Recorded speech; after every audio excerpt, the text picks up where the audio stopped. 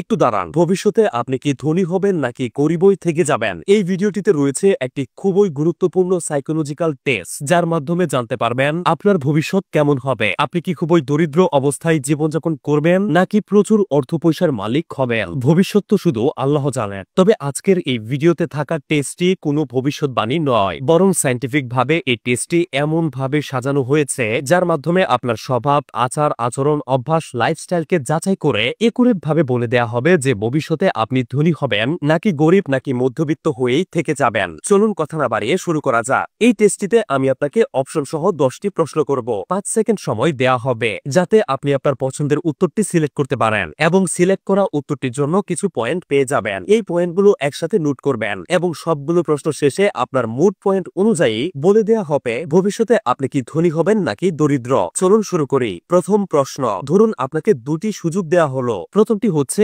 আজকেই আপনাকে 10 লক্ষ টাকা দেয়া হবে, দ্বিতীয়টি হচ্ছে 1 বছর পর আপনাকে 1 কোটি টাকা দেয়া হবে। তাহলে আপনি কোনটি বেছে নিবেন? অপশন এ, আপনি এর মধ্যে কোনোটাই নেবেন না, কারণ এতগুলো টাকা কি আর কেউ কাউকে এমনিতেই দিয়ে দেয়? নিশ্চয়ই কোনো ভেজাল আছে। অপশন বি, আপনি এখনোই 10 লাখ টাকা নিয়ে নিবেন, নাকি অপশন সি, আপনি 1 বছর ওয়েট করবেন 1 কোটি টাকার জন্য।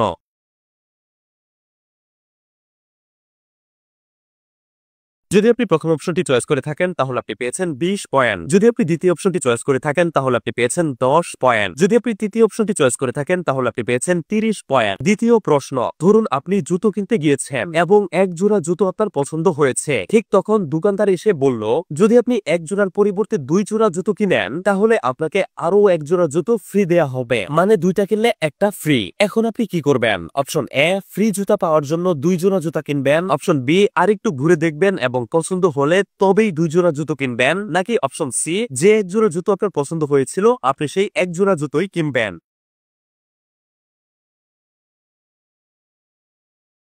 যদি আপনি প্রথম অপশনটি চয়েস করে থাকেন তাহলে আপনি পেয়েছেন 10 পয়েন্ট। যদি আপনি দ্বিতীয় অপশনটি চয়েস করে থাকেন তাহলে আপনি পেয়েছেন 20 পয়েন্ট। যদি আপনি তৃতীয় অপশনটি চয়েস করে থাকেন তাহলে আপনি পেয়েছেন 30 পয়েন্ট। তৃতীয় প্রশ্ন, আপনি কি শপিং এর লিস্ট বানিয়ে নিজের বাজেট নির্ধারণ করে এরপর কেনাকাটা করতে যান? অপশন এ, অবশ্যই। অপশন বি, কখনোই না, নাকি অপশন সি, যখন আপনার কাছে টাকা কম থাকে তখন আপনি এমনটা করেন।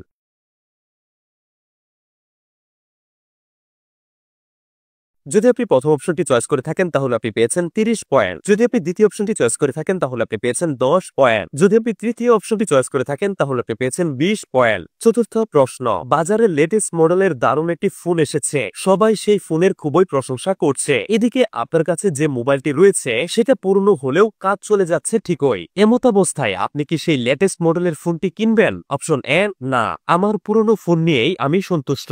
অপশন বি, সামর্থ্য থাকলে নতুন ফোনটা কিনবো, তা না হলে না, নাকি অপশন সি, নতুন ফোন এসেছে আর আমি কিনবো না, সেটা কি হয়? যত দ্রুত সম্ভব যেভাবেই হোক সেটা আমার চাই।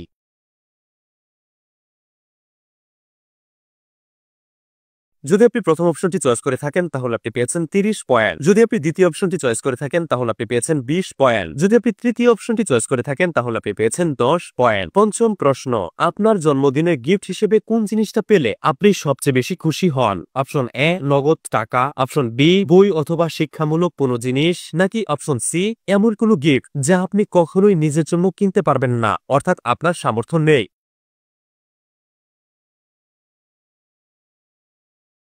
যদি আপনি প্রথম অপশনটি চয়েস করে থাকেন তাহলে আপনি পেয়েছেন 10 পয়েন্ট। যদি আপনি দ্বিতীয় অপশনটি চয়েস করে থাকেন তাহলে আপনি পেয়েছেন 30 পয়েন্ট। যদি আপনি তৃতীয় অপশনটি চয়েস করে থাকেন তাহলে আপনি পেয়েছেন 20 পয়েন্ট। ষষ্ঠ প্রশ্ন, ধরুন আপনাকে 2টা চাকরির ব্যবস্থা করে দেওয়া হলো। প্রথমটাতে আপনি মোটা অঙ্কের টাকা বেতন হিসেবে পাবেন, তবে কাজটা খুব বড়ই। দ্বিতীয়টাতে টাকা পয়সার কোনো নিশ্চয়তা নেই, কিন্তু কাজটা আপনার ভালো লাগে। এক্ষেত্রে আপনি কোন চাকরিটা করবেন? অপশন এ, মোটা বেতনের টাকা যে চাকরিতে পাবেন সেটি বেছে নেবেন। অপশন বি, অনিশ্চয়তা থাকা সত্ত্বেও যে কাজটা আপনার ভালো লাগে আপনি সেটাই করবেন এবং সেখানে সফল হওয়ার জন্য পরিশ্রম করবেন, নাকি অপশন সি, আপনি সেটাই করবেন যে কাজটা আপনাকে আনন্দ দেয়, আপনার কাছে টাকাই সবকিছু নয়।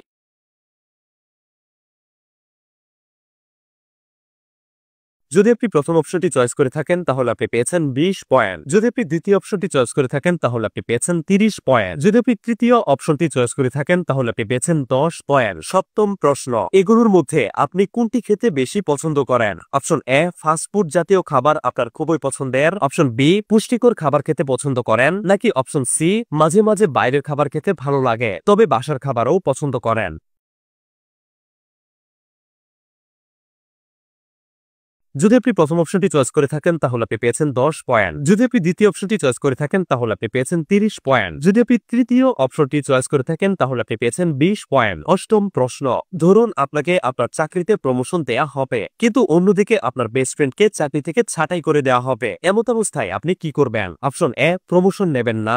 অপশন বি, বন্ধুর সাথে এই ব্যাপারে পরামর্শ করবেন। নাকি অপশন সি, অবিলম্বে প্রমোশন নিয়ে নিবেন এবং পরবর্তীতে বন্ধুকে বোঝাবেন। যদি সত্যি আপনি আপনার ভবিষ্যৎ সম্পর্কে জানতে চান তবে আবেগ দিয়ে না ভেবে যুক্তি দিয়ে এই প্রশ্নটির উত্তর দিন।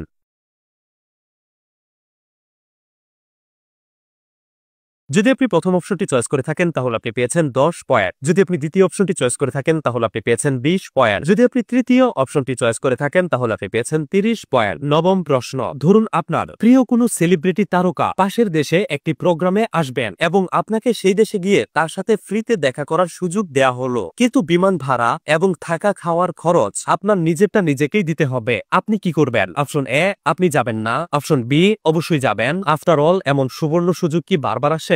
নাকি অপশন সি, আপনি প্রথমে বিমান ভাড়া এবং খরচের হিসাব করবেন এবং যদি সামর্থ্যের মধ্যে হয় তাহলে যাবেন।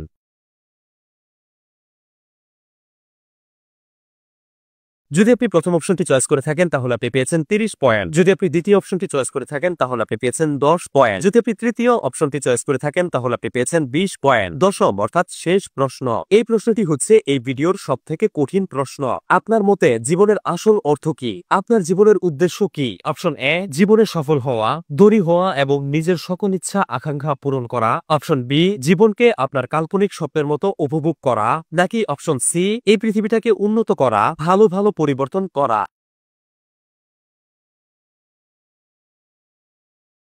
যদি আপনি প্রথম অপশনটি চয়েস করে থাকেন তাহলে আপনি পেয়েছেন 30 পয়েন্ট। যদি আপনি দ্বিতীয় অপশনটি চয়েস করে থাকেন তাহলে আপনি পেয়েছেন 20 পয়েন্ট। যদি আপনি তৃতীয় অপশনটি চয়েস করে থাকেন তাহলে আপনি পেয়েছেন 10 পয়েন্ট। সবগুলো প্রশ্ন শেষ হলো। সবগুলো প্রশ্নের উত্তর থেকে পাওয়া আপনার পয়েন্টগুলো একসাথে যোগ করুন এবং আপনার মোট স্কোর কত হয়েছে মনে রাখুন। চলুন এখন জেনে নেই যে আপনি ভবিষ্যতে ধনী হবেন নাকি দরিদ্র হয়ে থেকে যাবেন। আপনার যোগফল যদি হয় 100 থেকে 160 এর মধ্যে তাহলে আমি দুঃখিত, খুব সম্ভবত টাকা পয়সার দিক থেকে আপনি ধনী হতে পারবেন না, তবে আপনার জীবনটা হবে রোমাঞ্চকর, অনেক মধুর স্মৃতি থাকবে আপনার, এমনকি জীবনে বন্ধু বান্ধব এবং সুন্দর সম্পর্কের অভাব আপনার হবে না। আসলে টাকা পয়সা আপনার কাছে তেমন একটা ম্যাটার করে না, তাই আপনি টাকা খরচ করার সময়ও তেমন একটা চিন্তা ভাবনা করেন না। প্রায়ই আপনি আপনার সামর্থ্যের বাইরে টাকা উড়িয়ে ফেলেন আর এর পরিণতি নিয়েও আপনার তেমন মাথা ব্যথা নেই। আপনার যখন যা করলে আনন্দ হয় সেটাই করেন। আর আপনি যদি এভাবে চলতে থাকেন তাহলে I am sorry to say আপনি টাকার দিক থেকে কখনোই ধনী হতে পারবেন না। আপনার যোগফল যদি 170 থেকে 230 এর মধ্যে হয়ে থাকে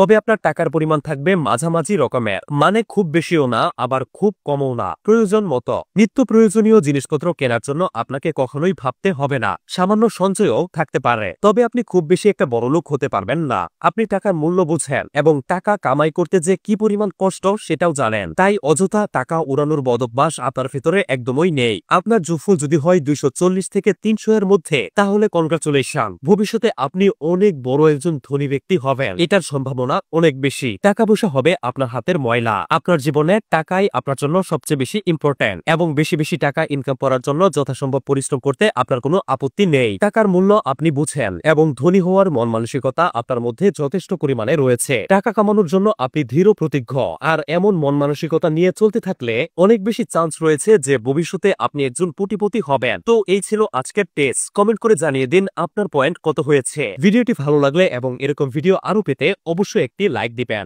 আপনার প্রিয় কোনো মানুষ ভবিষ্যতে ধনী হবে নাকি দরিদ্র থেকে যাবে তা জানতে তার সাথে ভিডিওটি শেয়ার করতে পারেন। এরকম প্রয়োজনীয় ভিডিওগুলো মিস না করতে অবশ্যই পেজটি ফলো করে রাখুন। আপনাকে অসংখ্য ধন্যবাদ।